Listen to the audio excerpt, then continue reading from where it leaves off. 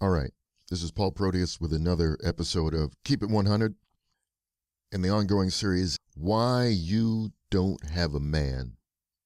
And in this episode, we're going to talk about your damn dog.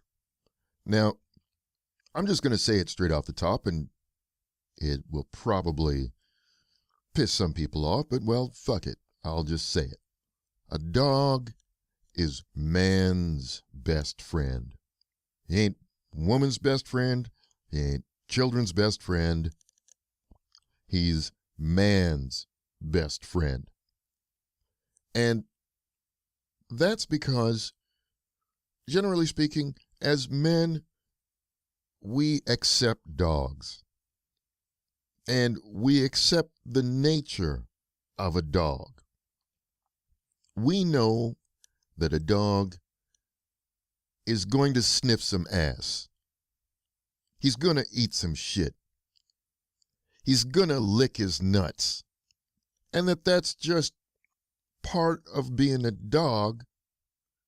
And that's the way it is. And I think it's also because a dog gets to do things that a man could only dream of doing. You know, I mean, when a dog is horny, he'll hump anybody's leg. And as a man, we don't really get embarrassed by that. It's just the way it is. That's a dog. You take a dog for a half an hour walk, he'll mark his territory 15 times. He'll howl, he'll bark, he'll chase his own tail, whatever. The dog wants to be a dog.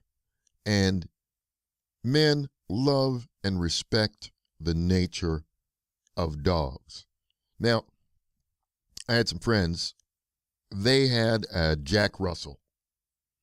And this dog did not pee in the standard way that male dogs do by raising one leg. What this dog actually did, this dog did a handstand, I guess a paw stand. So it would do a paw stand and it would bend its butt backwards until it was past its head, and then it would pee, and the pee would arc over the dog. And the dog wouldn't get a drop on it. Now, I had to dog sit the dog, and I didn't try to change the dog. Why? Because, number one, I respected the dog's technique. That's the way the dog pees? Cool. I have no problem with that. But second, the dog was peeing standing up in a more acrobatic way than I could actually pull off. And I had to respect that. I really did.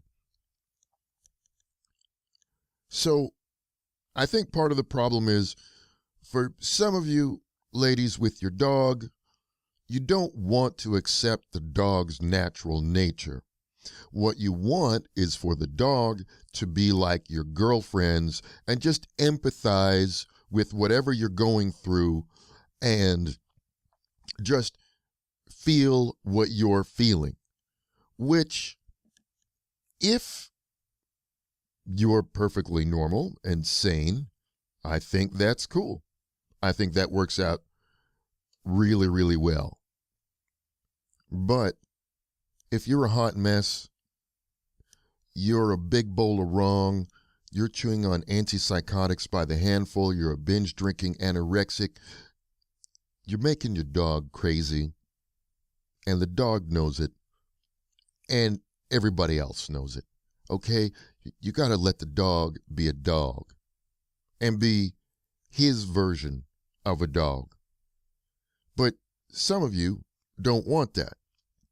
Now, the first type of dog I'm going to get into is the divorced dog.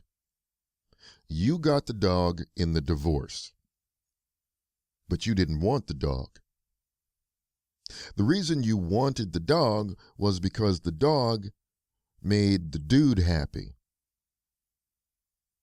And during the course of the breakup, you weren't going to do anything that was going to make him happy.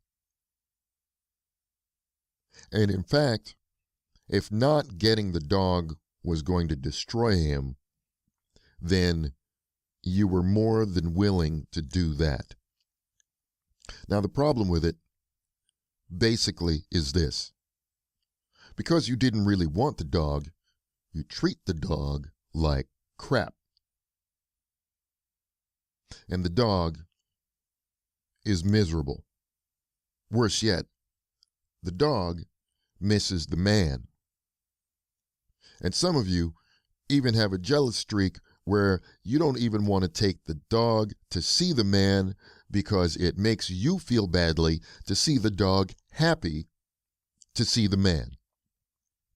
And I mean, all I'm going to say to that is, if you don't want the goddamn dog, then give it back to the dude, especially if the dog had a better relationship with the dude to begin with. This has been Paul Proteus with another episode of Why You Don't Have a Man. I'll see you next time, and don't forget to hit the like and subscribe buttons.